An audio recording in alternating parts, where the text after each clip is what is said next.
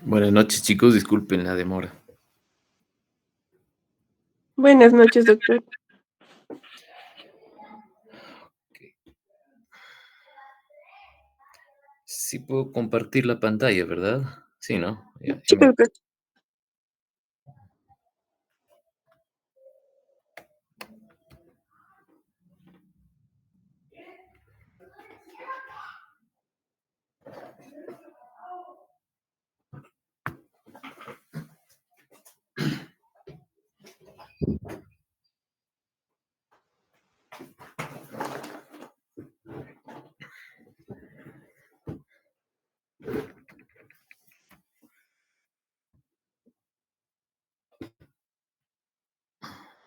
Ok, sí se ve, ¿verdad? Sí, doctor, sí se ve. Ya, ok. Buenas noches con todos. Mil disculpas por la demora. Estoy de turno en retén emergencia, por eso que estoy muy retrasado. Las disculpas realmente. Ok, me encargaron hablar acerca de arritmias cardíacas. Em, es un tema que es un poquito extenso y también complejo.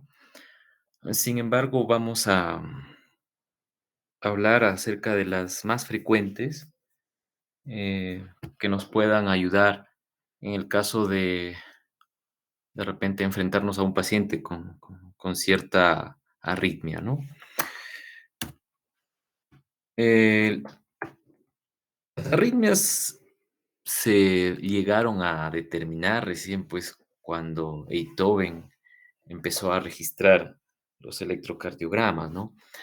Desde ese momento se pudieron identificar arritmias como la fibrilación auricular o el flúter o las extrasístolas. Sin embargo, mucho antes, ¿no? Eh, eh, ya algunos médicos de aquellas épocas, sobre todo los años 1700, ya sospechaban que en algunos pacientes que aparentemente tenían síndromes convulsivos, no eran realmente una causa neurológica, sino más bien una causa cardiovascular, ¿no? Desde ese entonces es que apareció, por ejemplo, el denominado síndrome de Stock-Adams, ¿no? El síndrome de Stock-Adams, que es una bradiarritmia, es un síndrome que involucra el trastorno de la conciencia, que simula a veces aparentes convulsiones, que no tiene etiología neurológica, sino más bien eh, cardiovascular, ¿no? Y este síndrome de Stock-Adams, pues, tiene sus inicios en estos años, ¿no? A partir de los años 1700, donde algunos médicos encontraron que ciertos pacientes que aparentemente tenían alteración de la conciencia, que simulaban a veces incluso movimientos que podrían considerarse como convulsiones, no lo eran, ¿no? Entonces, a la fecha, por ejemplo, nosotros tenemos algunos pacientes que hacen bloqueo AB de tercer grado y debutan con este tipo de síndrome, ¿no? Síndrome de Stock-Adams. Incluso muchos de ellos a veces son subdiagnosticados y reciben terapia anticonvulsivante. eh, y después de un tiempo pasan de repente por un estudio de un electrocardiograma o un Holter y se llega a determinar pues que la causa de estos aparentes ataques epilépticos podrían ser más bien debidos a un bloqueo AB de tercer grado o de segundo grado, ¿no? Entonces las arritmias son bastante antiguas, obviamente, ¿no? Estos son datos de eh, una ciudad española, donde, por ejemplo, em, las arritmias cardíacas, ¿no? Motivaron un total de más de 2000 defunciones, es decir, un 6% del total de las causas de muerte en esta población. Es una población, la población de Andalucía, de España. Entonces, 6% de todos los fallecimientos es bastante alta, ¿no? Obviamente, todas las arritmias no son causas de fallecimiento. Esto básicamente se deben a aquellas arritmias complejas. eh, Más adelante vamos a ver que las arritmias pueden ser simples o complejas. Las arritmias simples no pueden ocasionar un fallecimiento directamente, pero las arritmias complejas, tipo taquicardias ventriculares o fibrilación ventricular, sí lo pueden hacer. O la fibrilación auricular con preexcitación, ¿verdad? Entonces, estos datos, ¿no? De este estudio, de este estudio español, ¿no? De esta localidad, también nos dan datos, por ejemplo, que el 15% de pacientes ya que tienen más de 50 años ya tienen algún tipo de arritmia compleja, ¿ok? Porque las arritmias simples la podemos tener todos, como siempre les he mencionado a los que ya pasaron la rotación conmigo. Las arritmias simples lo pueden tener incluso los niños, los bebitos, ¿no? En los recién nacidos pueden tener arritmias simples extrasístoles, no necesariamente implican tener alguna patología.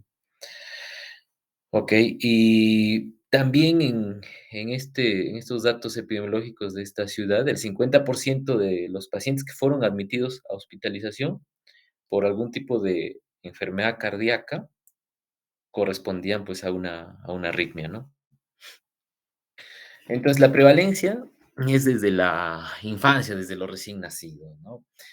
Y obviamente, y felizmente también, felizmente, la gran mayoría de arritmias son simples, desde una arritmia sinusal, las extrasístoles, yendo obviamente a los más delicados que podrían ser arritmias ventriculares complejas, como la taquicardia ventricular polimórfica o incluso la fibrilación auricular preexcitada, que es una arritmia que tiene que ser solucionada de urgencia. La fibrilación auricular preexcitada es una arritmia que amerita una ablación de emergencia, ¿ves? Entonces, cuando nosotros, por ejemplo, determinamos un paciente que tiene FA preexcitada, inmediatamente tiene que ser sometido a un estudio electrofisiológico, ¿ok?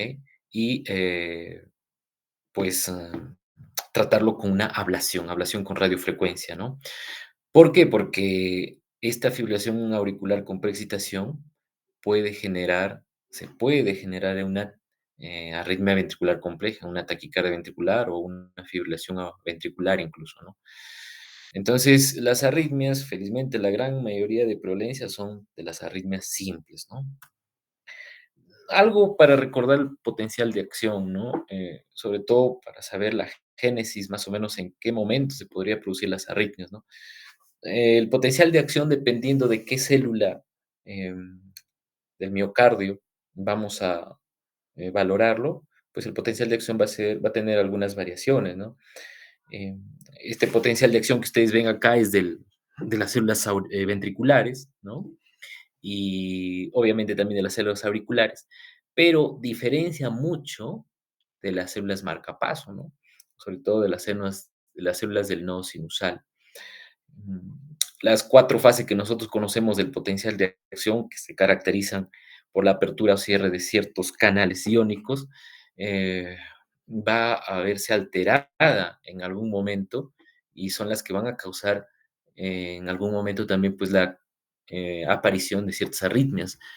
Recordemos este potencial de acción sobre todo para determinar en qué fase se producen los postpotenciales tempranos y tardíos, que son una de las causas frecuentes de arritmias complejas, ¿no? Ahora, ¿qué podemos aquí rescatar de repente de este potencial de acción, de este gráfico, como que para nosotros podamos aplicarlo al tema de las arritmias? Por ejemplo, el calcio, ¿no? El calcio, que se produce el ingreso en la meseta, este calcio que viene de los túbulos T es el que va a ingresar al, al citosol y va a estimular al retículo sarcoplásmico para que libere su calcio, ¿no? Y ese calcio liberado del retículo sarcoplásmico eh, recién es el que va a liberarse y pues actuar a nivel de las miofibrillas, ¿no? A nivel de la troponina, sobre todo, ¿no? Aquí hay un punto importante, porque este calcio que entra de los túbulos T, antes de llegar a aperturar, pues, la liberación del retículo sarcoplásmico, la liberación de calcio del retículo sarcoplásmico, hay un receptor, los receptores de rianodina, ¿no? Este receptor de rianodina tiene una importancia también debido a que algunos de los genes que lo codifican están alterados. Hay alteraciones genéticas para codificar la redanodina y ahí es también donde se producen algunas arritmias ventriculares relacionadas con este receptor. También si queremos saber algo más en este potencial de acción es la fase 4. En esta fase hay algunas proteínas que funcionan como bomba, ¿no? En especial la bomba de sodio-potasio ATPasa.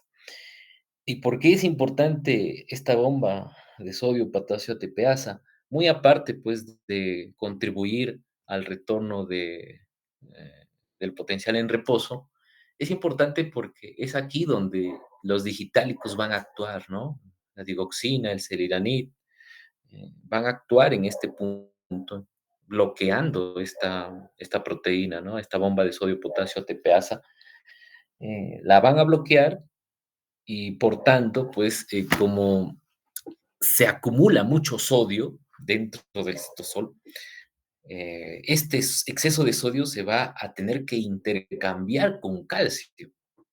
Entonces, intercambiamos más calcio, vamos a ingresar más calcio y al tener más disponibilidad de calcio, por tanto, pues la contracción de las miofibrilas van a ser más activas, ¿no? Eso es lo que mejora la digoxina en los casos de pacientes que tienen insuficiencia cardíaca con fracción de eyección baja, con una fracción de eyección muy baja, nosotros le damos digitálicos y vemos de repente que la fuerza del corazón mejora, ¿no? La función sistólica mejora, el paciente se siente mejor, la tasa de hospitalizaciones disminuyen, ¿no? No disminuye obviamente la mortalidad, pero la recuperación de los pacientes y el hecho de sentirse clínicamente más estables, pues nos hacen saber que este medicamento sí es útil en ciertos pacientes, ¿no? Las propiedades del miocardio, ¿no? El vasmotropismo, es decir, la capacidad de ser excitado, ¿no? Eh, Todas las fibras miocárdicas pueden ser excitadas, obviamente, por un agente externo. La capacidad de tener automatismo, principalmente pues en las células marcapaso, nodo sinusal, el nodo auriculoventricular también, todo el sistema de conducción, básicamente, ¿no? El dromotropismo, la conductibilidad, también es sistema de conducción, ¿no? El inotropismo, que ya lo sabemos, la capacidad de contractibilidad, sobre todo aquí es donde nosotros debemos recordar a la bomba de sodio potasio TPasa, o también debemos recordar a ciertos medicamentos como el digitálico, la dobutamina o la dopamina, ¿no? Y el lucitropismo, que es la capacidad de relajación de la célula miocárdica, ¿no?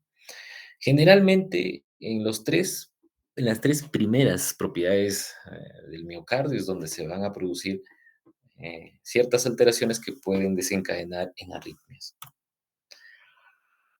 Aquí tenemos, por ejemplo, un resumen de los mecanismos de las arritmias, ¿no? Respecto al automatismo, podemos tener un automatismo normal o tener un automatismo anormal. En cualquiera de esas circunstancias se puede producir una arritmia. En el caso de un automatismo normal, este debería de estar alterado. Generalmente los umbrales de despolarización o los umbrales de reposo están un poco más elevados o acortados y cualquier estímulo externo pueden generar una arritmia o de repente se despolariza antes de tiempo la célula, etcétera, ¿no? En cambio, también podemos tener automatismos anormales, sobre todo aquellos pacientes que ya tienen cicatrices producto de una necrosis miocárdica, producto de un proceso de fibrosis miocárdica, ¿no? Pacientes que de repente tienen retención excesiva de potasio, pacientes acidóticos, recordemos que los pHs muy bajos desencadenan también un automatismo normal, rápidamente se puede despolarizar las células miocárdicas o las células del tejido de conducción normal. Y también otro de los mecanismos es la actividad desencadenada, los postpotenciales tempranos y tardíos, ¿no? Que es lo que es frecuente también, ¿no? Respecto a el fenómeno de reentrada, hay dos, básicamente, que es la que tenemos que saber, la anatómica y la funcional. La anatómica se refiere a que tenemos una vía accesoria, ¿ya? Ese es el, en resumen, o sea, tener un fenómeno o un mecanismo de arritmias de reentrada de causa anatómica se refiere a que tenemos una vía accesoria, es decir, tenemos un haz anómalo eh, que viene desde la etapa embrionaria y no se segmentó. Recuerden que más o menos a partir de las 6, 5 semanas, 5, 7 por 4, 7 por 5, 35, no, desde los 21 días prácticamente, ¿no? Desde los 20 días en adelante, que se empieza ya a tener un pequeño latido en el corazón embrionario. Más o menos, pues a las 5 o 7 semanas ya la segmentación cardíaca ya se está dando, ¿no? Eh, recordemos, pues, los cojinetes endocárdicos, seguramente ustedes se acuerdan, ¿no? Que están en la cruz del corazón. Desde esos cojinetes endocárdicos es que se produce la segmentación cardíaca, ya sea formando el, el septum primum, ¿no? Ya sea formando de repente la porción membranosa del septum interventricular, y a la derecha e izquierda formando la válvula tricúspide y mitral respectivamente, ¿no? Entonces, en algún momento de esta segmentación cardíaca, eh, no se da en su totalidad y de repente un haz que une aurícula y ventrícula prevalece hasta la etapa adulta. Ustedes recordarán que en la etapa embrionaria el corazón es una sola cavidad, ¿no? Tanto aurículas como ventrículos están formando una sola cavidad.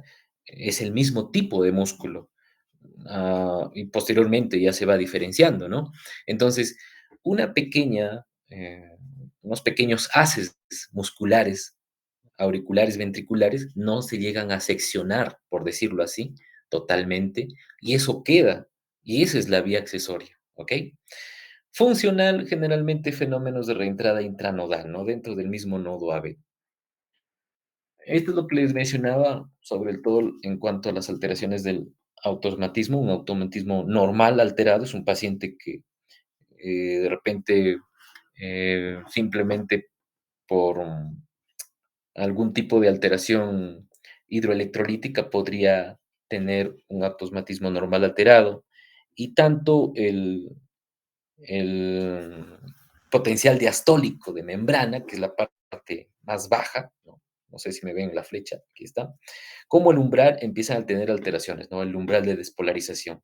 Y ya sea cortando el umbral o acortando el potencial diastólico de membrana, es que se va a despolarizar más temprana este nodo sinusal, ¿no?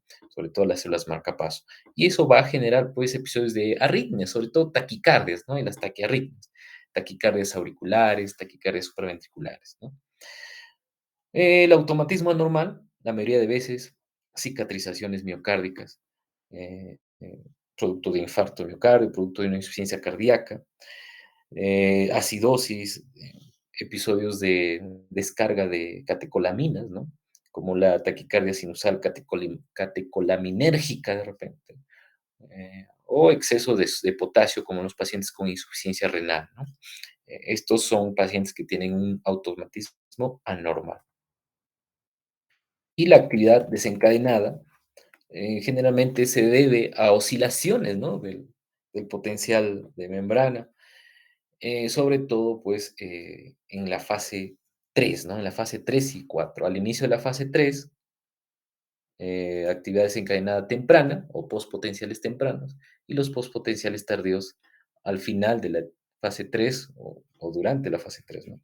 Pero, sin embargo, también lo podríamos considerar durante la fase 4 como postpotenciales tardíos, ¿ok?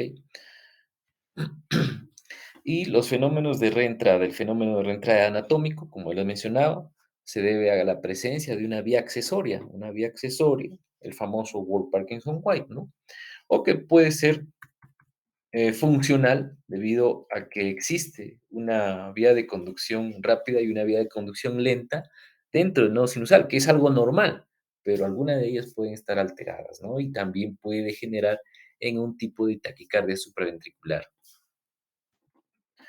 Eh, ¿Se puede saber dónde es el origen de las arritmias? Sí. Por ejemplo, la fibrilación auricular es un fenómeno de micro reentrada dentro de la aurícula derecha, ¿no? La taquicardia sinusal, si bien es cierto, no es una arritmia patológica, pero algunas clasificaciones lo consideran, también se supone que está originada dentro del nodo sinusal, a nivel de la aurícula. El flúter atrial está a nivel del istmo cabo-tricuspidio y es ahí donde se realiza la ablación del flúter atrial, ¿no? Los fenómenos de reentrada intranodal, obviamente, están dentro del nodo AB, son las más difíciles de tratar con ablación por radiofrecuencia y obviamente no podrían hacerse porque si tú haces una ablación dentro del nodo AB, va a quedar el paciente con un bloqueo, ¿verdad? Vas a destruir su nodo AB. Entonces, la taquicardia que se producen por reentrada intranodal dentro del nodo AB solamente tienen que ser tratadas con medicamentos, no pueden entrar a una ablación. Y también pues tenemos las vías accesorias, aquí, la vía accesorias, accessory pathway, que eso sí se puede tratar con ablación, ¿no? Se secciona la vía accesoria y el paciente ya no puede hacer arritmias. Las taquicardias atriales que pueden darse en cualquiera de las aurículas, ya sea derecha o izquierda. Aquí también tenemos algunas arritmias ventriculares, ¿no? Ahora, ¿cómo podemos nosotros, por ejemplo, saber si una arritmia es del ventrículo derecho y una arritmia es del ventrículo izquierdo? Alguien, a ver, de repente, si lo saben, alguien me podría decir. Mediante el EKG. Excelente. ¿Qué podríamos ver en el electro? Por ejemplo, la parte V5 y V6 que nos da más al ventrículo izquierdo deberían estar alteradas si estamos hablando de una taquicardia del ventrículo izquierdo, o bueno, de una arritmia. Ajá, y del lado derecho, Me parece que era, ay, no recuerdo bien eso. a ver, alguien que le ayude a su compañera. A ver, chicos, vamos. Alguno de los grupos que ha rotado seguramente sí les comenté algo, ¿no? Y como dice su compañera, en las arritmias que vienen del ventrículo derecho o izquierdo se deben de valorar según el electrocardiograma. En el electrocardiograma, cuando una arritmia viene del ventrículo derecho, tiene morfología de bloqueo de rama izquierda. Y cuando viene del ventrículo izquierdo, tiene morfología de bloqueo de rama derecha. Ya a la inversa, ¿ok? Si me preguntan por qué, eso ya lo veremos en alguna rotación, pero también lo pueden ir buscando ustedes. La explicación es sencilla, ¿no? Entonces es a la inversa, ¿ya?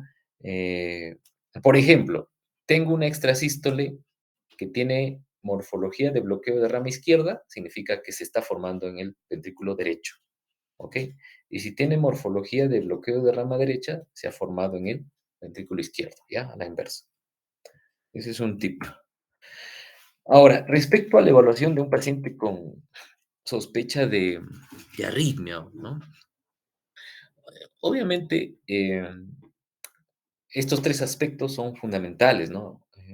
No podemos evaluar al paciente solamente con el electrocardiograma o con el Holter. Si bien es cierto, en las rotaciones tratamos de que aprendan el electrocardiografía, pero al final se tiene que hacer unidad clínica, como ustedes han visto seguramente en algunos informes que están haciendo. No podemos poner algunos diagnósticos con 100% de certeza, porque no estamos viendo al paciente, solamente estamos viendo el electrocardiograma.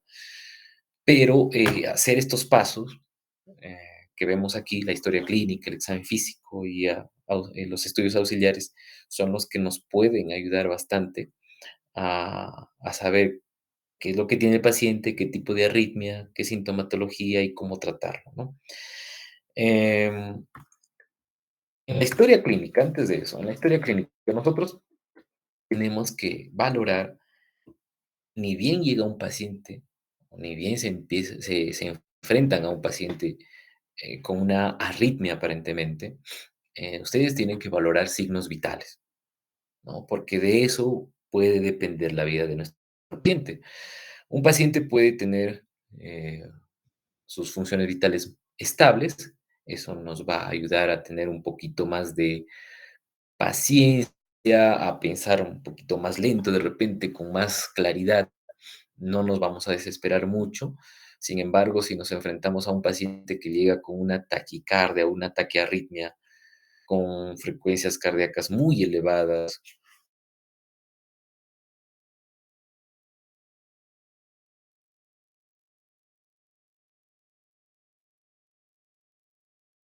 este caso, pues no nos vamos a poner a buscar de repente algoritmos que nos ayuden a identificar el tipo de arritmia. Ese paciente va a tener que ser manejado en una área crítica, sobre todo en trauma shock, ¿no? En una área donde se pueda solucionar muy rápidamente el problema principal que le está quejando a nuestro paciente, ¿no?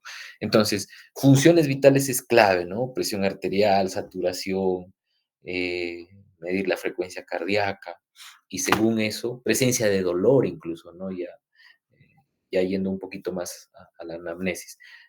Pero las funciones vitales son claves al enfrentarnos a un paciente con una taquiarritmia o con una bradiarritmia. Yo puedo tener, por ejemplo, una frecuencia cardíaca de 200. No puedo esperar mucho y manejarlo de repente un tópico. Tengo que sí ver la posibilidad de pasarlo a una unidad crítica, ¿no? Como trauma shock.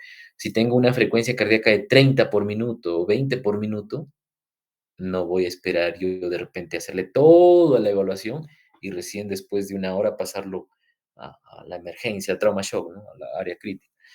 Sin embargo, si tengo un paciente estable con una frecuencia cardíaca no muy alta, de repente 150, 160, que lo tolera, ¿no? Que está tranquilo, no, no luce muy mal, yo puedo sí demorarme de repente un poquito tratando de buscar qué tipo de arritmia es, tratando de aprender incluso, ¿no? Buscando la causa que pudo haberse encadenado, ¿no? Entonces, la historia clínica, uno, funciones vitales para definir dónde vamos a tener que atender a este paciente, ¿ok? Luego de eso, tenemos que buscar antecedentes. Hay que buscar si ya este paciente tenía antecedente de arritmia, qué tipo de arritmia tenía, si es que ya lo sabía. Tenemos que buscar también antecedentes como insuficiencia cardíaca, antecedentes como enfermedad coronaria, antecedentes de uso de anticoagulantes que nos pueden orientar a la sospecha de la arritmia, ¿no? Si un paciente de repente te dice, no, yo uso warfarina, yo uso un anticoagulante, tú tienes que sospechar que podría estar teniendo fibrilación auricular o un flúter auricular, ¿no? Probablemente. Entonces, la historia clínica, los antecedentes sí nos van a orientar a más o menos saber ya qué arritmia podría estar pasando, ¿no? Si un paciente tiene enfermedad coronaria y no ha sido tratado, por ejemplo, lo más probable es que esté haciendo una taquicardia ventricular, ¿no? Los pacientes que tienen cicatrices o fibrosis miocárdica van a hacer arritmias ventriculares. O si un paciente toma miodarona y nunca se ve por su médico, se va a su cardiólogo una vez al año y llega con una frecuencia cardíaca muy elevada, puede estar haciendo de repente una taquicardia ventricular polimórfica por sobredosis de amiodarona.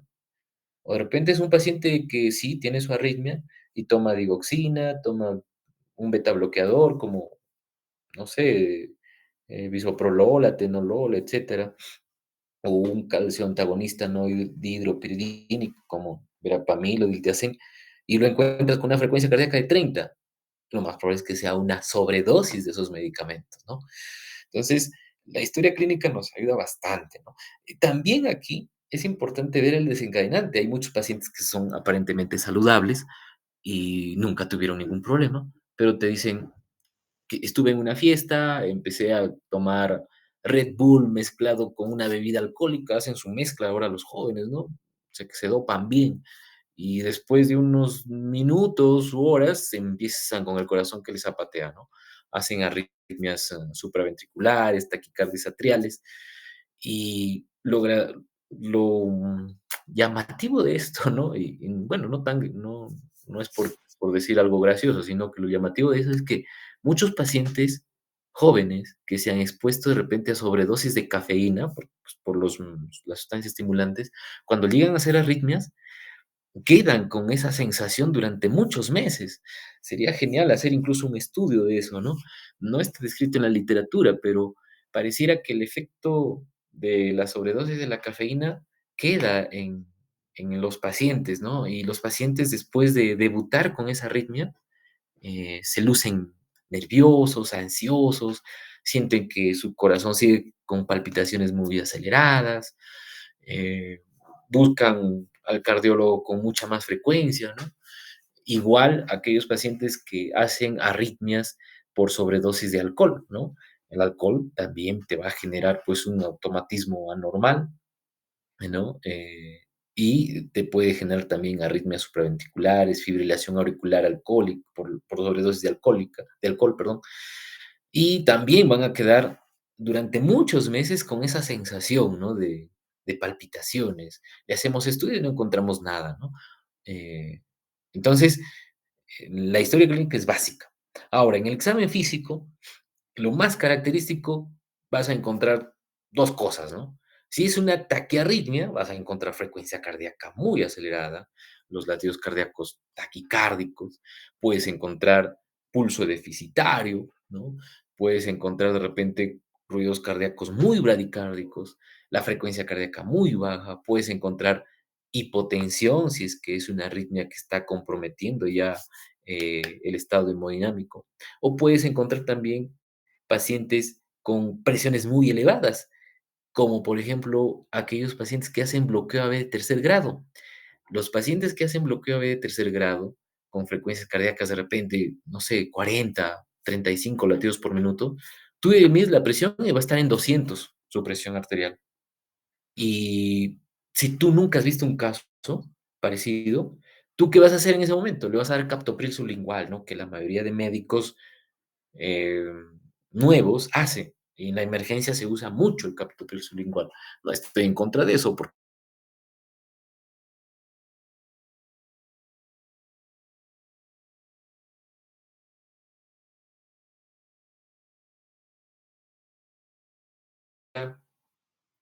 porque siente mareo, un poquito de dolor de cabeza. ¿Qué hacen cuando llega emergencia? Medir la presión arterial, está en 200 de presión arterial y tú le pones un captopril, 2 captopriles y no le baja, no le baja y el paciente está igual, ¿no?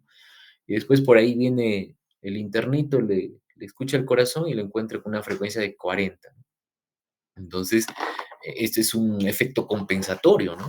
Para mantener la perfusión, pues si tenemos una bradicardia importante, ¿cómo vamos a mantener una adecuada perfusión tisular? Con aumento de la resistencia vascular sistémica. Entonces, no necesariamente se tiene que bajar la presión arterial exageradamente, ¿no? Lo puedes dejar con esa presión y no va a pasar nada. Y ya le colocará su marcapaso y su presión empieza a regularse espontáneamente, ¿ok? ¿Qué más? En el examen físico hay algunos hallazgos, ¿no? Hay algunos hallazgos típicos de una arritmia. No es patognomónico, pero es algo típico. El signo de la rana, que ahorita lo vamos a ver.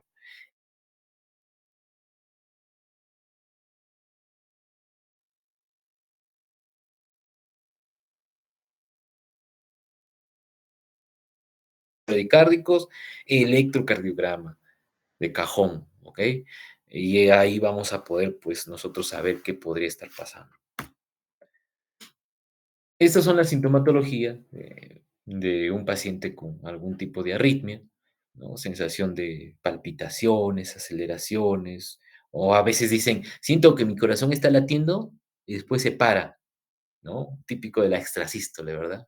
La extrasístole ventricular aparece y hace una pausa compensadora, ¿sí? Algunos tienen dolor de pecho, tipo angina. Si tú tienes una frecuencia cardíaca de 200, la perfusión coronaria va a estar disminuida, ¿no? Y lógicamente vas a tener angina, dolor de pecho, dificultad para respirar, por la misma arritmia, taquiarritmia, o porque tiene el paciente ya una fracción de eyección muy baja y la taquiarritmia ocasiona que el paciente no tenga una buena diástole, no hay un buen llenado ventricular, el ventrículo, por estar tan taquicárdico, no saca un adecuado volumen stroke y todo empieza a retenerse hacia atrás. Las presiones telediastólicas aumentan, eso se transmite a nivel de las capilares pulmonares y va a empezar a congestionarse, ¿ok? Aturdimiento, si el paciente obviamente está con una frecuencia muy acelerada o muy lenta, la perfusión a nivel cerebral va a empezar a disminuir. El paciente puede sentirse mareado, se puede sincopiar incluso, ¿no? sensación de desmayo, de desvanecimiento también, ¿no? Entonces, este es un tweet, yo lo sigo a este electrofisiólogo famoso español, ¿no? El doctor Julián Villacastín, que siempre en su tweet, síganlo chicos, si es que les interesa, eh, siempre nos manda retos, ¿no? Publica sus retos de electrocardiograma. Y él nos cuenta, ¿no? Que se atendió a un paciente de 25 años, sano, que presentaba palpitaciones en el cuello. Entonces nos dice, ¿te atreverías a hacer un diagnóstico solo con este video? Y este es el video, le voy a dar clic, play, ahí está, ¿no? El video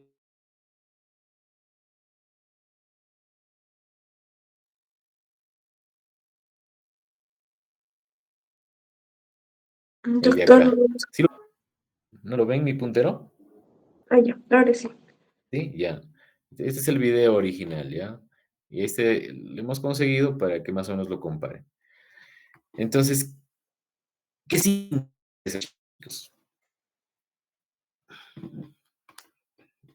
Ya lo dijimos, ¿no? ¿Qué sería? El signo de la rana.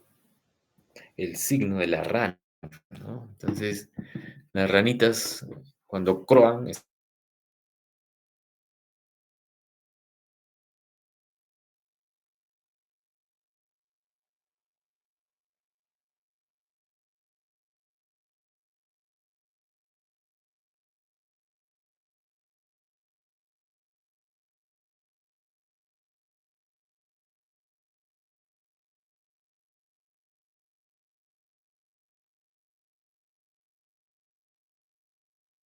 Doctor, no se le escucha.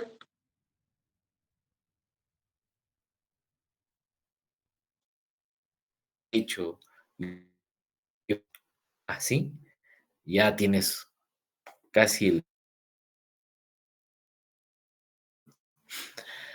Doctor, no se le escuchaba.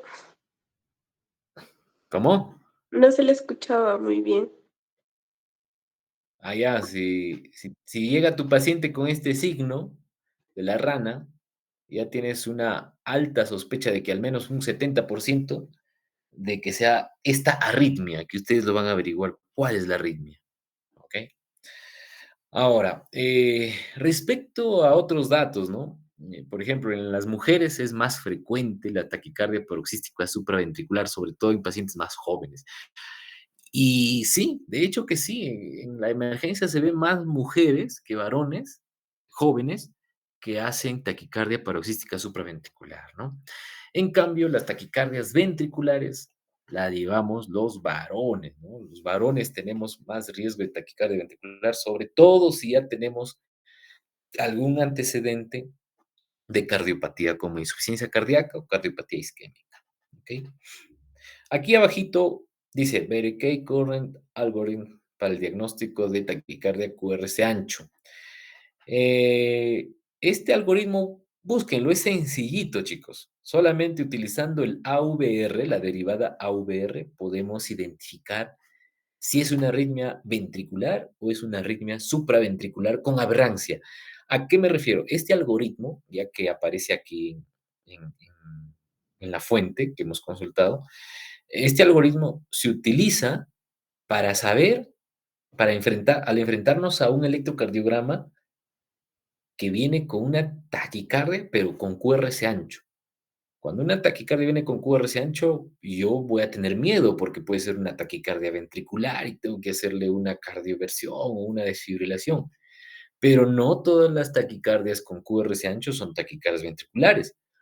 De repente el paciente ya tiene un bloqueo completo de rama derecha o un bloqueo completo de rama izquierda y va a ser una arritmia supraventricular, pero su arritmia se va a notar con QRS ancho, ¿verdad?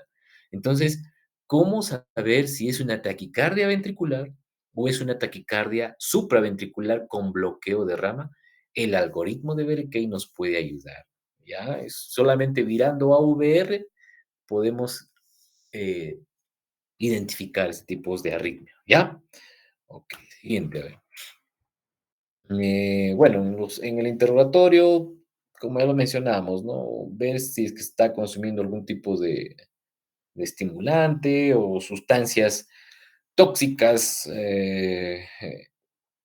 por ejemplo, medicamentos como los descongestionantes nasales, y es típico, ¿no? Pacientes que usan los antigripales, ¿no? Hacen debut de taquicardias atriales o taquicardias supraventriculares, o que tienen disfunciones hormonales como hipertiroidismo, ¿no? También, ¿no?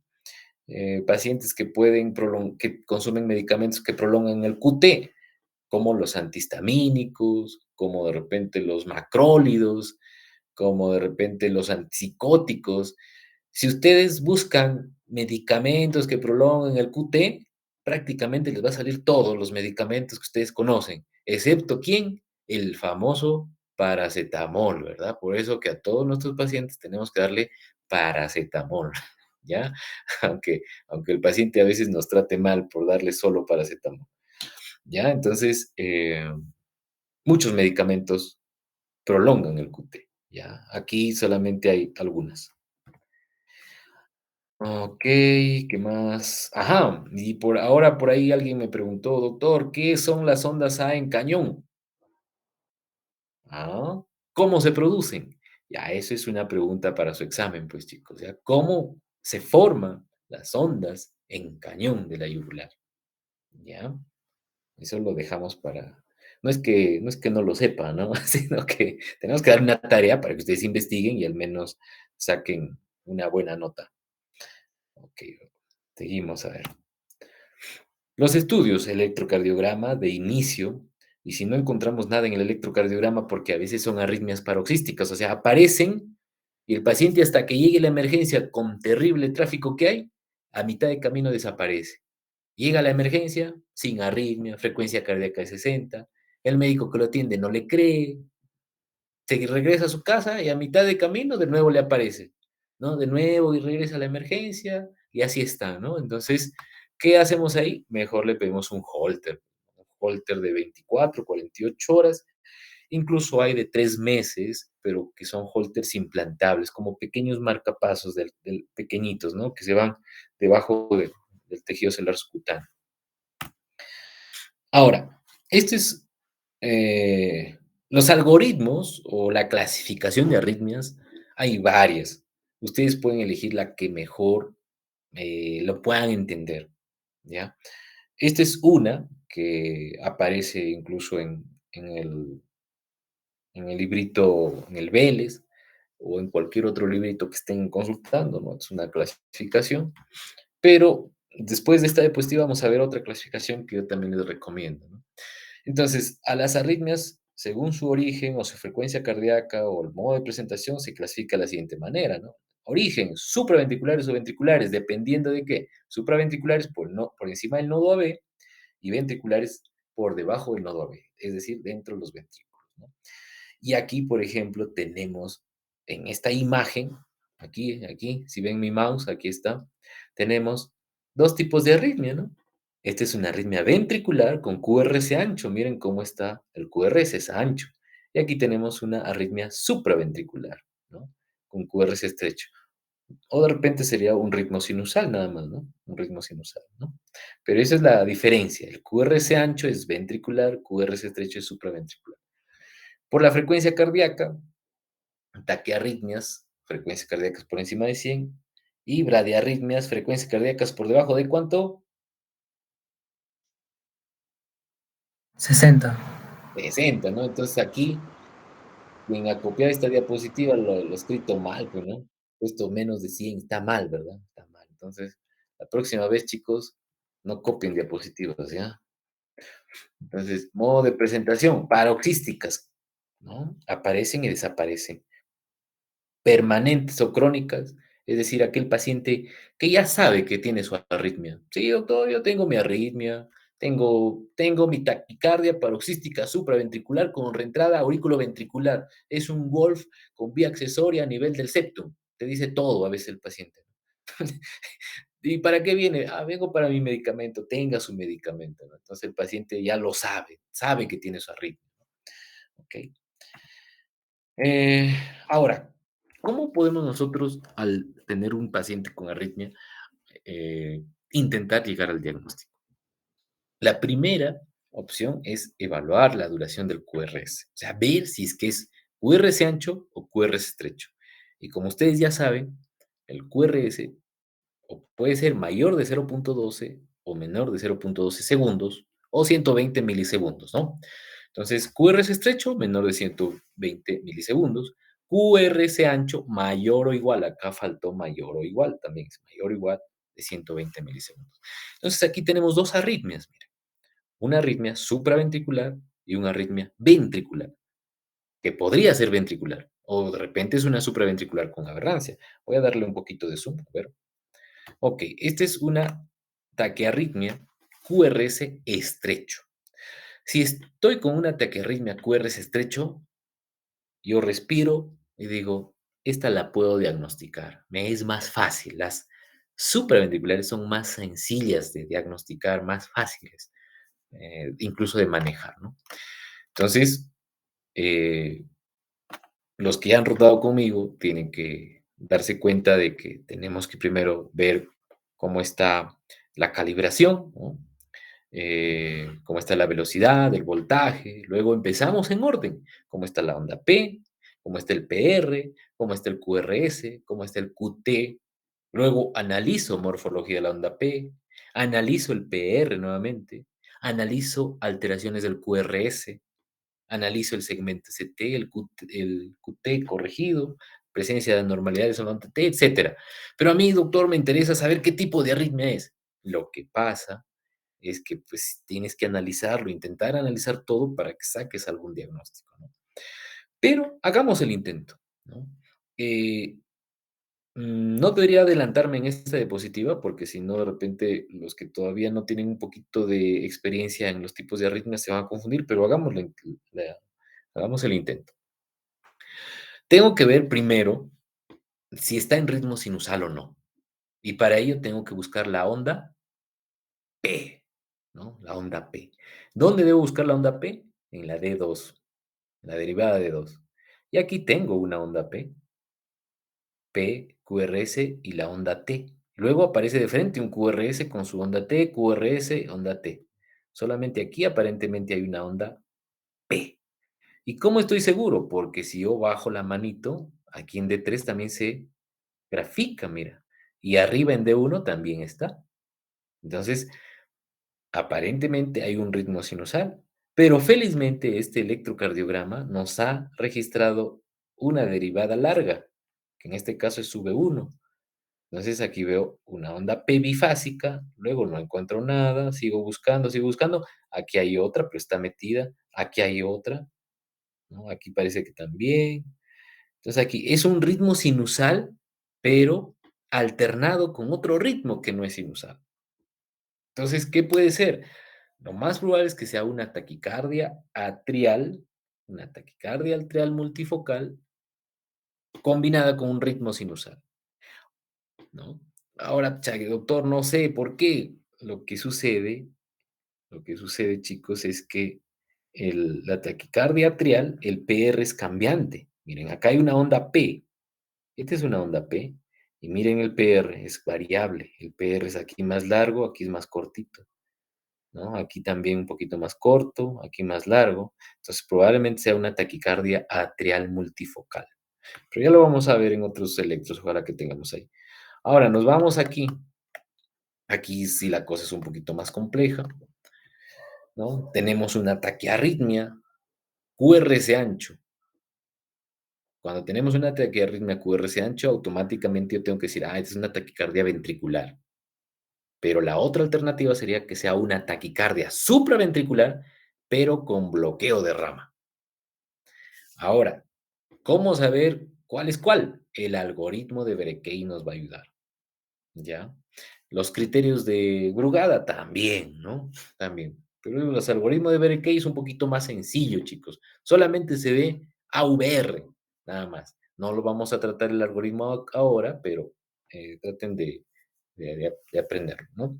Entonces, aquí podría ser una taquicardia ventricular o podría ser una taquicardia supraventricular con bloqueo de rama, es decir, con aberrancia. El término aberrancia significa que tiene bloqueo de rama, derecha o izquierda, cualquiera de las dos. ¿Ok? ¿Qué más nos puede ayudar dentro de la evaluación para llegar al diagnóstico? Buscar un electrocardiograma basal. Eso es importante, ¿no? ¿Por qué? Porque a veces el paciente, como ya les vuelvo a repetir, de fondo tiene un bloqueo de rama y llega y hace su arritmia.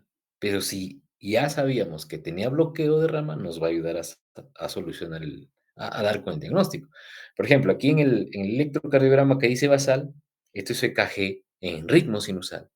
Y si se dan cuenta, tiene morfología de qué, de bloqueo de qué rama. A ver, los que han rotado. Está en ritmo sinusal. Aquí tiene onda P, QRS, que parece una onda Q, una T picuda. Onda P, QRS, T picuda, onda P, QRS, T picuda. A ver, ¿morfología de qué tiene? ¿Bloqueo de rama derecha o izquierda? Izquierda. Izquierda, bueno. Izquierda, muy bien, ¿no? Entonces, el paciente le decimos, señor, ¿usted tiene un electrocardiograma en su billetera? Sí, aquí está. Te enseña su electrocardiograma que está guardado junto a su DNI. Por eso la importancia de que en algunos pacientes le digamos, señor, siempre lleve su electrocardiograma dobladito, en fotocopia, porque si lo guarda el electro original se va a despintar, no se despinta. Entonces, sí, aquí está mi electrocardiograma, ¿no? Ahorita que todo es digitalizado, a veces no tenemos acceso al electrocardiograma de la historia.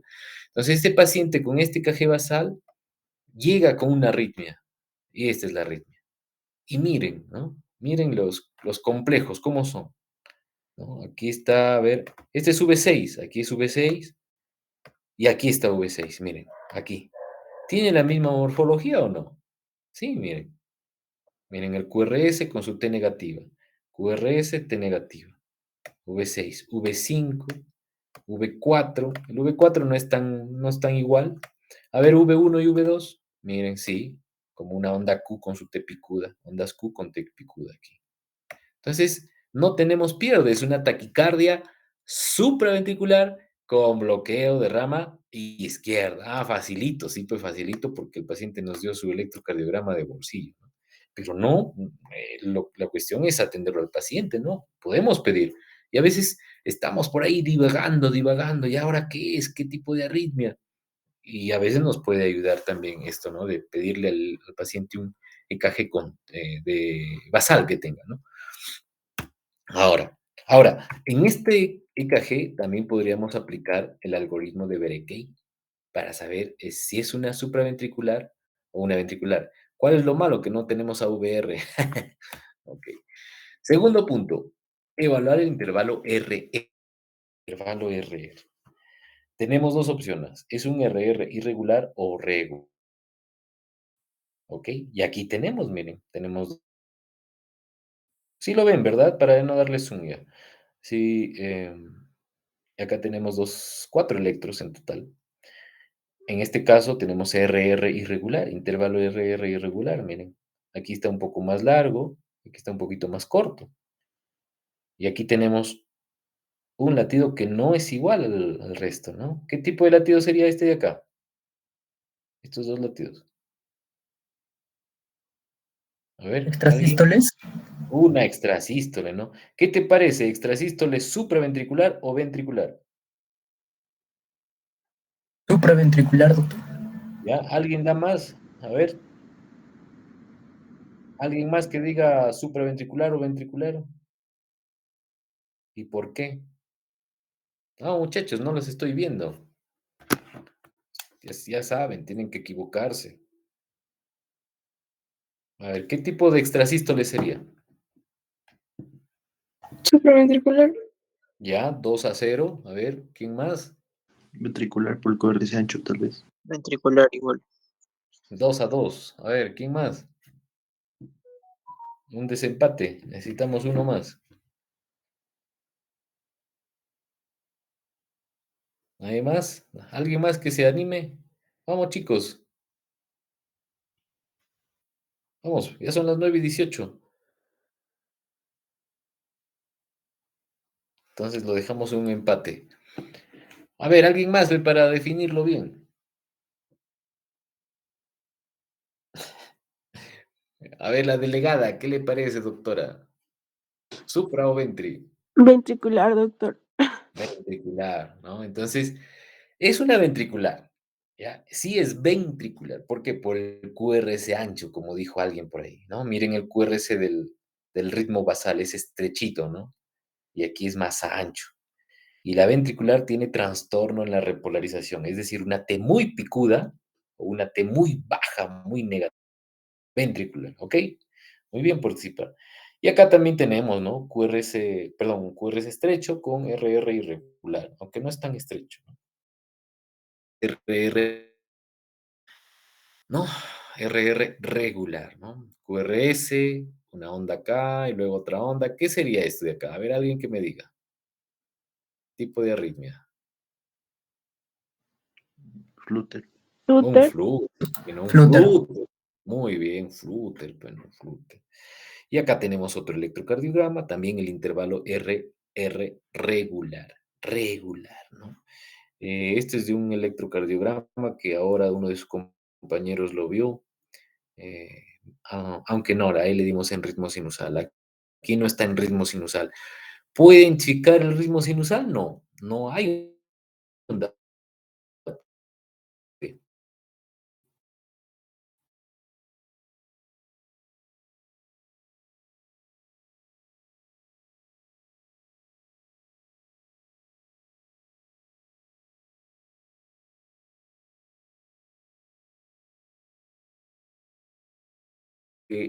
Sí tenemos que memorizar un poquito e ir identificando las arritmias y se nos va a grabar, se nos va a grabar.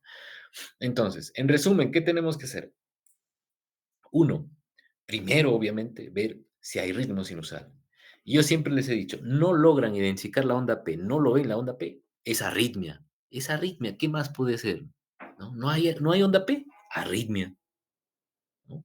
Si hay onda P, es un ritmo sinusal, ya no hay arritmia, ya no me preocupo. Pero si está ausente la onda P, es una arritmia y ahí empiezo a dilucidar.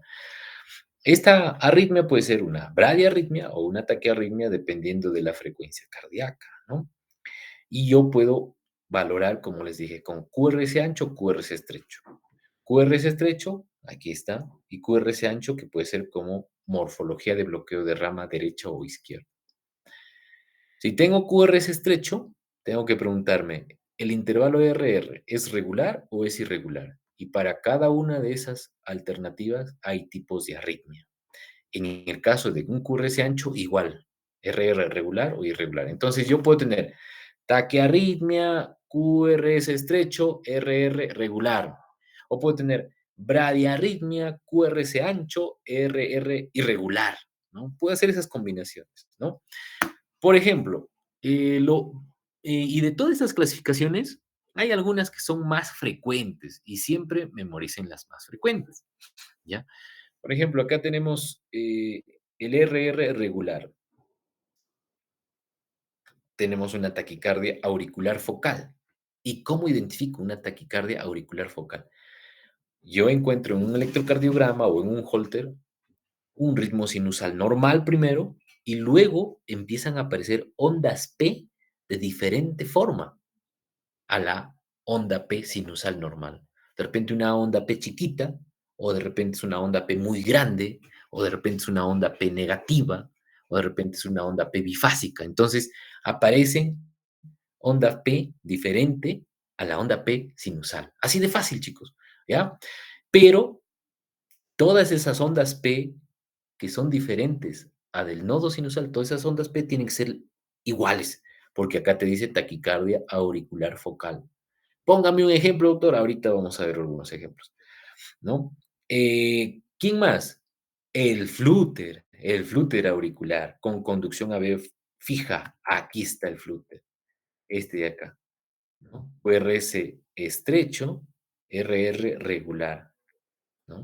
Es una taquiarritmia, QRS estrecho, RR regular, pero la frecuencia cardíaca está normal ahorita, entonces ya no sería taquiarritmia, solamente sería una arritmia, ¿no? Ya no puedo poner el prefijo taqui o bradi, ¿no? Porque acá la frecuencia cardíaca si calculamos, está en menos de 70, me parece, ¿no? Entonces, pero este es el flutter, ¿no? Ok. ¿Y qué más? Taquicardia por reentrada intranodal, es decir, la taquicardia paroxística supraventricular por reentrada intranodal.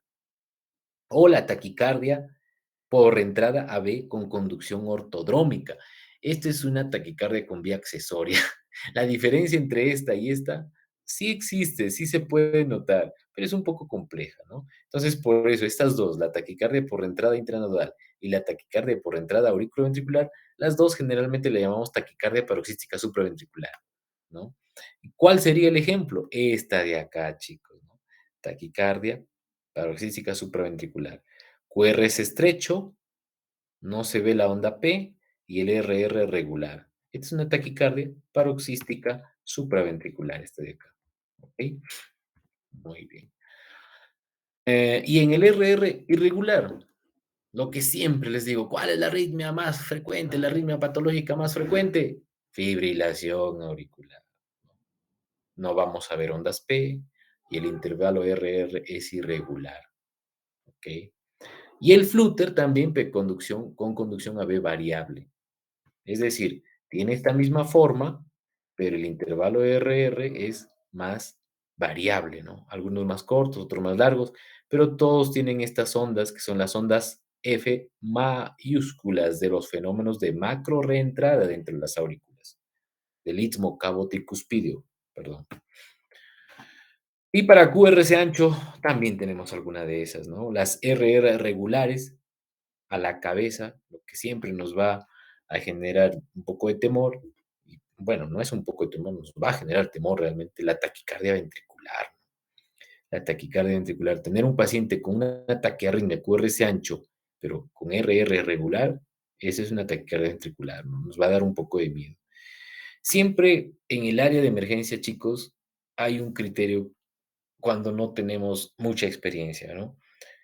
Toda taquicardia o taquiarritmia con QRS ancho, RR regular, es taquicardia ventricular hasta que no se demuestre lo contrario. Y eso mismo, o sea, toda taquiarritmia QRS ancho, RR regular, debe ser tratada como taquicardia ventricular y generalmente a ellos le hacemos una cardioversión eléctrica, ¿no? Ok. Pero también pues tenemos aquí la taquicardia por entrada AB con conducción ortodrómica. No lo vamos a tratar eso, ¿ya? O la taquicardia supraventricular con aberrancia, es decir, una taquicardia como esta, de acá, pero con bloqueo de rama como el de acá, ¿no? Esta es una taquicardia supraventricular con aberrancia. Pero ¿cómo lo supimos? Por el EKG basal del paciente. Pero ¿cómo lo puedo saber en la emergencia? Por el algoritmo de Berekei, ¿no? ¿Sí? Ok. Vamos a la siguiente, que ya tenemos hambre. A ver, este también es otro tipo de clasificación. ¿Ya? Vamos a dejar ahí nada más. Aquí tenemos otro algoritmo para saber eh, cómo cómo se está dando las taquicardias supraventriculares, sobre todo, ¿no? Este es un algoritmo de taquicardia supraventricular, es decir, una taquiarritmia con QRS estrecho, como decía acá arriba, ¿no? Em, no lo vamos a manejar en este momento, ¿ya? A ver, este algoritmo lo que al final te dice es que si tú valoras el RP, ¿no? El intervalo RP, perdón, el segmento RP o el segmento PR, en base a la comparación de ambos segmentos, podemos nosotros saber si corresponde a una taquicardia supraventricular por entrada auriculoventricular o una taquicardia atrial o una taquicardia por entrada intranodal también, ¿no? O auriculoventricular. Es un poco compleja, pero sí se puede saber, ¿no? Aquí está, por ejemplo, ¿no? Si nosotros medimos el RP y lo comparamos con el PR, aquí esta es una onda P negativa, quiere decir que la onda P se está despolarizando de abajo hacia arriba, ¿no? Si nosotros hacemos esa comparación, nosotros podríamos llegar a hacer estos diagnósticos, pero todas al final van a ser taquicardias supraventriculares, ¿no? ¿Ya? No les sugiero que entremos en este detalle porque nos vamos a confundir mucho, ¿ya? Ok, a ver, esto es lo mismo. Ya, ahora sí, algunos ejemplitos, a ver. Este electrocardiograma lo ha visto uno de sus compañeros, ¿no? A ver si está ahí. ¿Cuál sería el diagnóstico? Uno de sus compañeros que ha rotado conmigo, del grupo actual, me parece.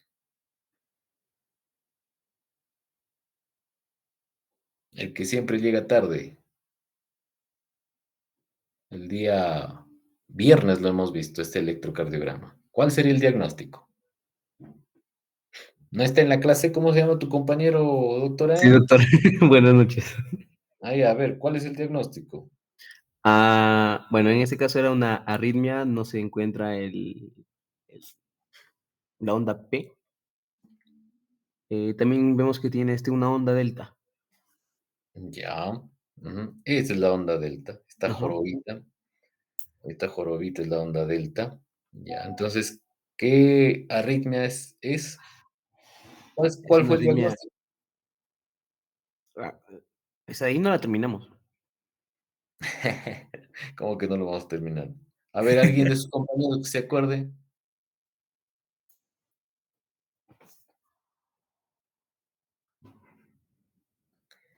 Entonces, a ver, vamos por pasos. No está completo el electro, no sé por qué. Ajá. No sé por qué realmente. Me falta una parte del electro. No hay onda P. Entonces, si no hay onda P, estamos ante una arritmia, ¿ok? Luego de eso, calculo la frecuencia cardíaca. Automáticamente yo me doy cuenta que la frecuencia cardíaca está elevada. Entonces, estamos ante una taquiarritmia. Taquiarritmia. Luego de eso, veo cómo está el QRS. ¿Y el QRS cómo está? ¿Estrecho o ancho? Está ancho, ¿verdad? No, miren, ancho. Aquí. El QRS es desde aquí hasta aquí. Vamos a pintar, ojalá que se pueda ver. El QRS es desde aquí prácticamente hasta aquí. A más de 3 cuadraditos, ¿no? Todo eso es el QRS, ¿ok? Entonces, taquiarritmia, QRS ancho. Luego tengo que ver el intervalo RR. ¿Cómo está el intervalo RR?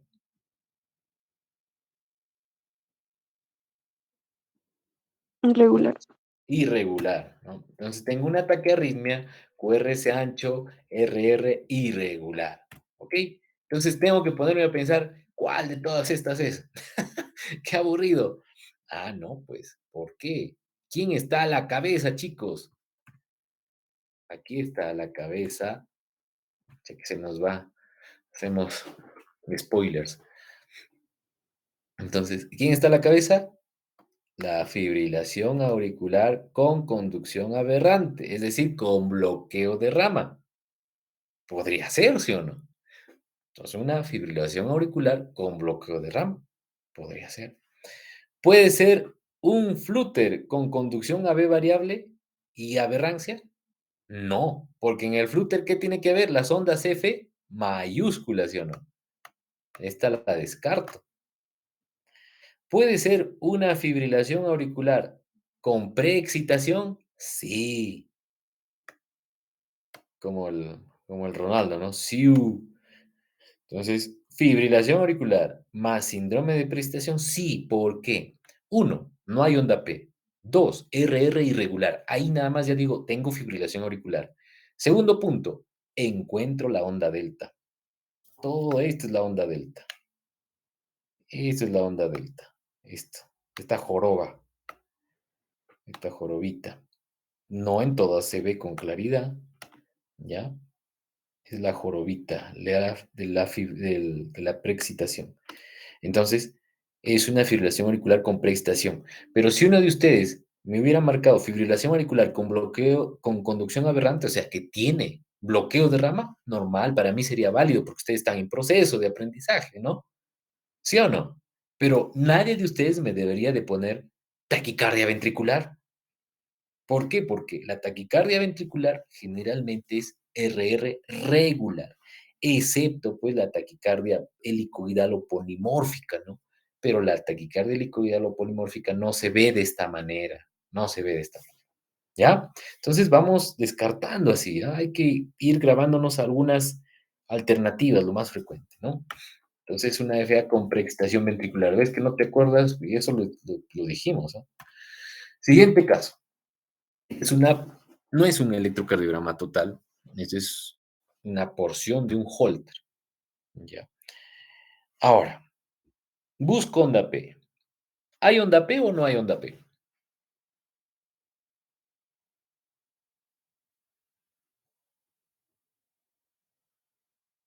No. ¿Ya? ¿Alguien me dice que sí? Sí, acá por el V4, V5. Ya, estos son tres canales nomás, ¿no? No sé qué pasa, perdón. Aquí está. Entonces, miren, chicos, si nosotros vimos los primeros complejos, no se ve la onda P. De frente tenemos QRS y luego una onda T. QRS y su onda T, QRS onda T. Pero por aquí recién aparecen, miren, aquí. Estoy grave, no tengo. A ver, aquí tengo onda P, aquí tengo onda P, aquí también tengo onda P.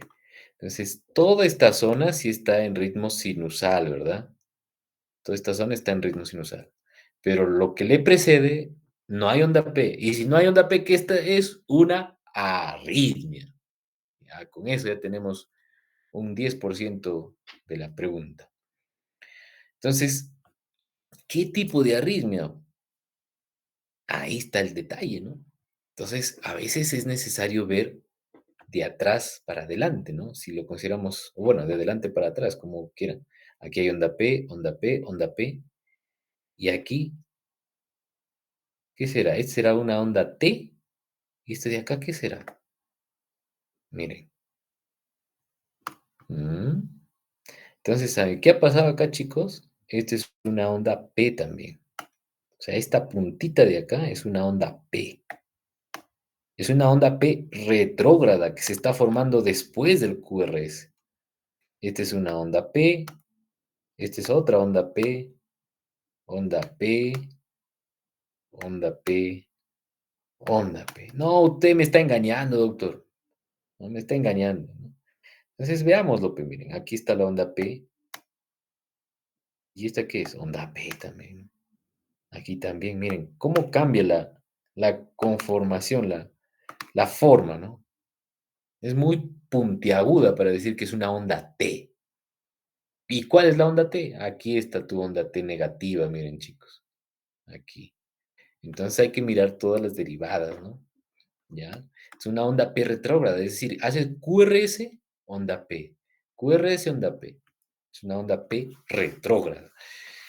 Esto debería de ser un ritmo atrial bajo, así se llama, ritmo atrial bajo, ¿ya? Es decir, se despolariza cerca al nodo AB y primero conduce y despolariza el ventrículo. Se despolarizó primero el ventrículo y después se despolariza la aurícula, ¿ok? A ver. Ritmo atrial focal, unifocal, ritmo atrial, pero es un ritmo atrial bajo, ¿no? Ahí está, ritmo atrial bajo. O sea, no es una taquicardia supraventricular, no es un flúter, no es una fibrilación auricular, es un ritmo atrial. ¿Por qué? Porque estoy identificando que la aurícula se está despolarizando, pero en un lugar retrógrado. Entonces, a ver, para más o menos dibujarlo, ya, espérense, para que no se me digan que no les enseño nada. Vamos a borrarlo esto, ¿cómo es?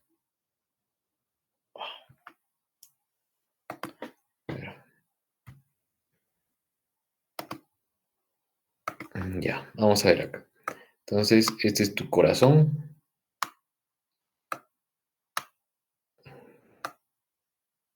¿Ok? Aquí está tu nodo sinusal, tu nodo AB. Ok. Ahí está. Entonces, este electrocardiograma o este trazado de Holter se ha formado debido a que justo en esta zona, aquí cerca al nodo AB, empezó a despolarizarse. Le ganó al automatismo del nodo sinusal. El nodo sinusal se durmió, empezó a comandar otro marcapaso ectópico, que es este color azul, y empezó a despolarizar al ventrículo, ¿no? Mandó hacia abajo su impulso, su despolarización, su potencial. Entonces el ventrículo se despolariza, obviamente, ¿no? Se despolariza el ventrículo y genera su QRS. Genera su QRS.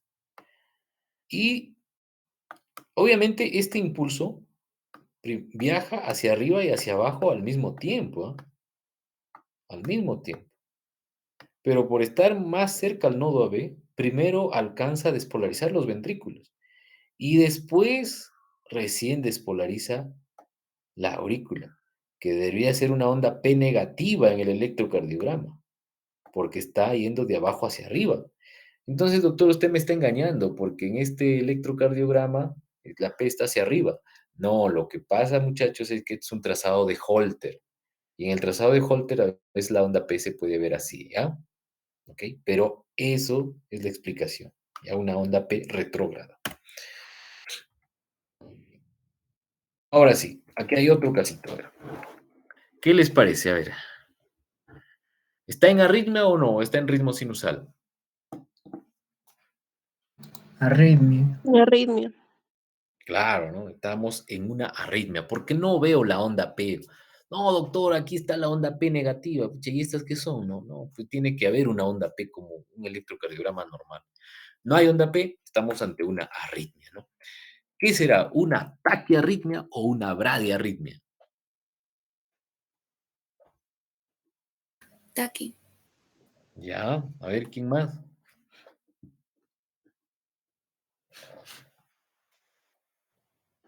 ¿Quién más dice Taki o Brady? ¿Alguien más? Vamos, láncense, chicos. Sé que voy a pensar que están durmiendo, eh. No hay estímulo, no hay estímulo, ¿ah? A ver, entonces, para decir Taki o Brady, No, tengo que está sacar en Brady. Brady. Ya, Sí, porque Brady. es más o menos Perfecto. 55 su. Ya. Entonces, miren, frecuencia cardíaca, tienen que sacar frecuencia cardíaca, ¿no? Pero, doctor, de acá a acá puede ser diferente, ¿no? Y miren, de acá a acá, de aquí hasta aquí, ¿cuánto es la frecuencia cardíaca?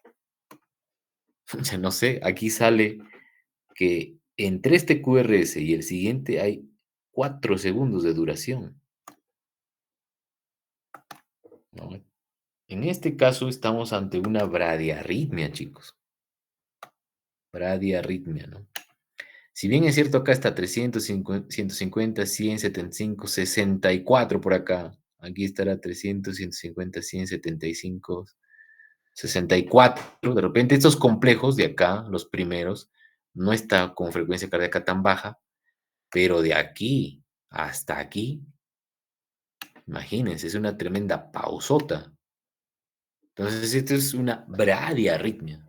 Bradiarritmia, ¿no? Muy bien, entonces no hay onda P. Aquí, para cada arritmia, a veces tenemos que saber algo patognomónico. Y en este caso, lo patognomónico de esta arritmia son las ondas, F mayúscula. las F ondas mayor. F, ¿no? Las ondas en dientes de sierra, miren. Es como un serrucho, ¿no? Como un serruchito, ¿no? Que tenemos en la carpintería, ¿no? Algo así, ¿no? Bueno, o sea que pareces, ya, más parece una llave, pero bueno, es la idea, ¿ok? Entonces, son las ondas en dientes de sierra. A ver, ¿qué características tienen estas ondas en dientes de sierra, así como las ven? Díganme 3 características.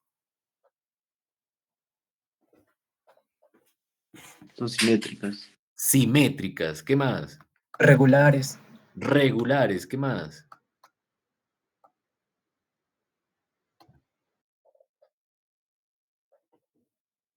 nada más. Simétrico. Ok.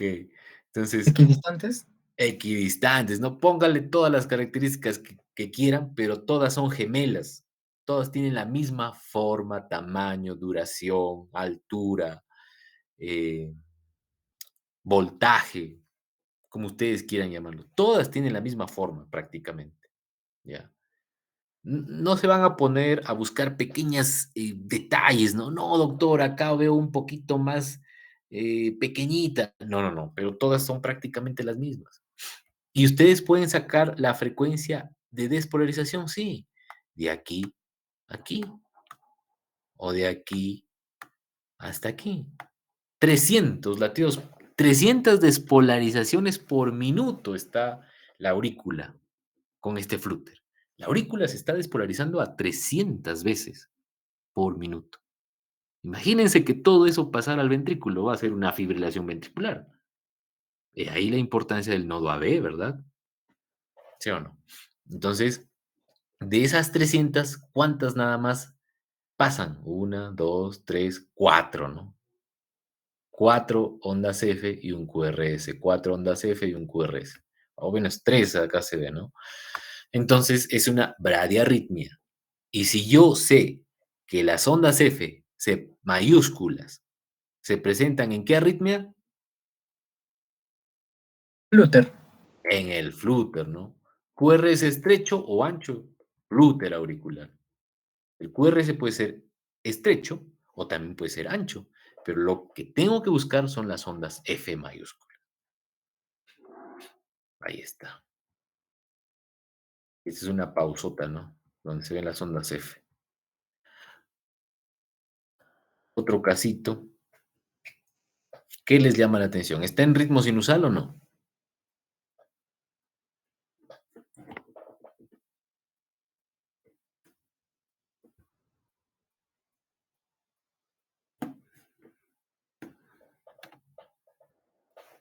¿Mm? Está en ritmo sinusal. Miren, esa es onda P, pero aquí cambió. La onda P que era positiva se hizo negativa. Y este QRS apareció antes de tiempo. Luego de nuevo está la onda P negativa, onda P, un poquito más chiquita. ¿Qué pasa con esto? ¿Qué es esto de acá? Una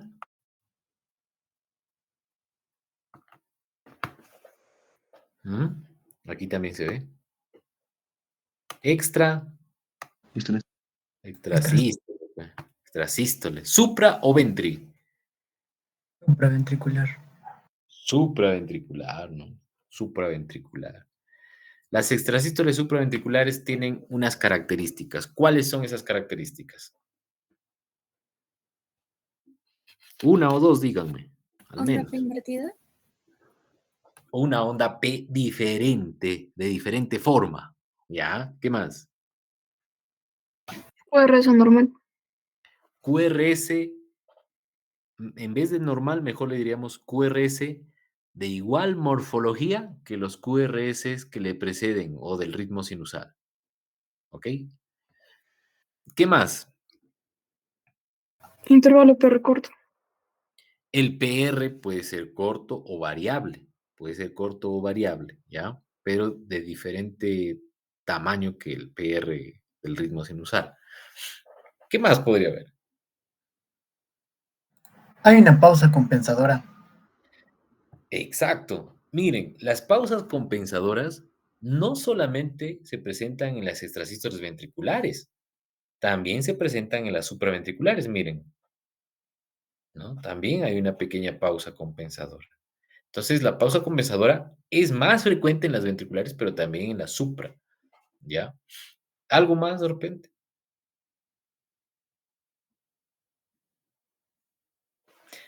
Entonces, creo que ahí, ¿no? El QRS, de repente, su compañera que dijo normal, también se refería al QRS estrecho, ¿no? Un QRS puede ser estrecho, pero el QRS generalmente toma la morfología de los QRS del ritmo sinusal normal.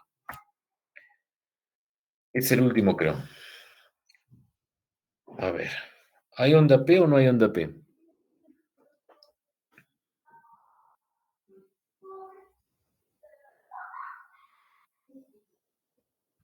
¿Mm? ¿Qué les parece? ¿Hay o no hay onda P? Sí hay. Ya. ¿Quién da más? ¿Quién da menos?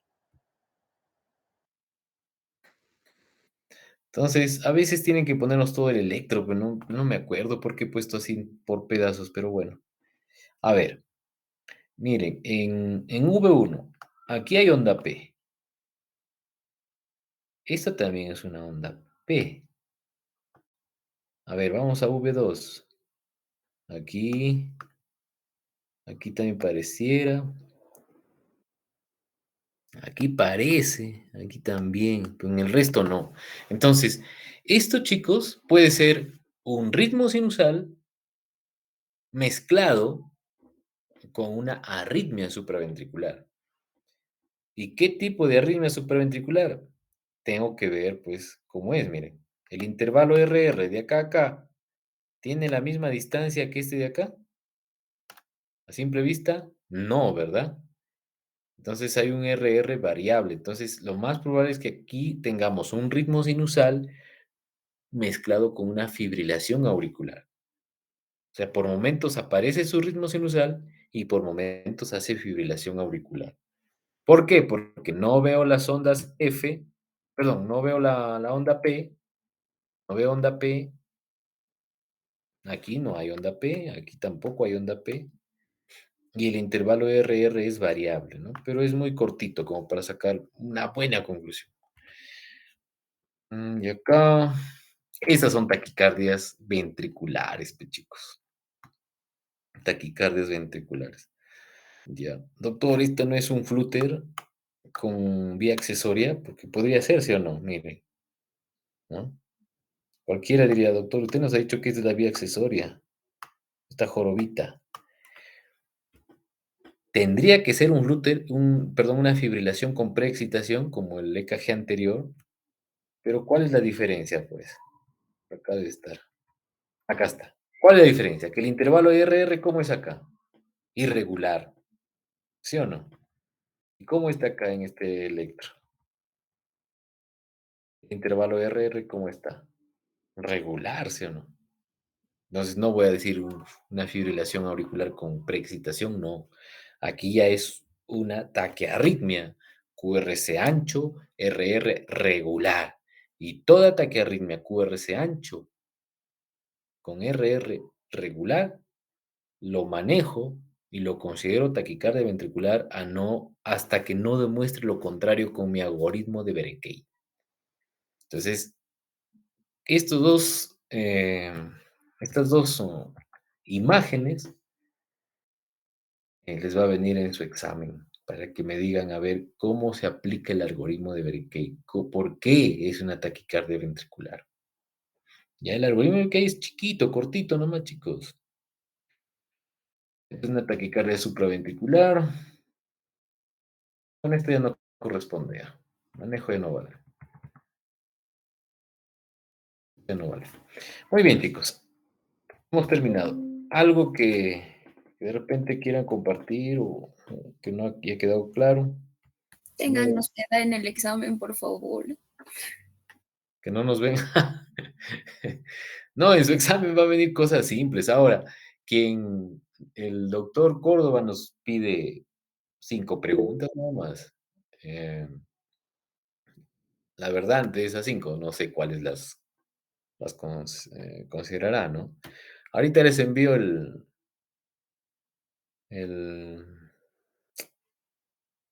las diapositivas si desean, ¿no? No hay problema. Sí, doctor, y las de la primera clase también, por favor. Ya. Muy bien, chicos. Entonces, nos vemos hasta el otro año. Y con mi grupo hasta mañana. Mañana a las 8 también ecocardiografía. Ya, doctor. Listo, buenas noches, chao. Hasta luego, doctor. Gracias, Chao. doctor. Gracias, doctor. Hasta luego. Hasta luego, doctor. Muchas gracias. Hasta luego, doctor. Es doctor. Chao.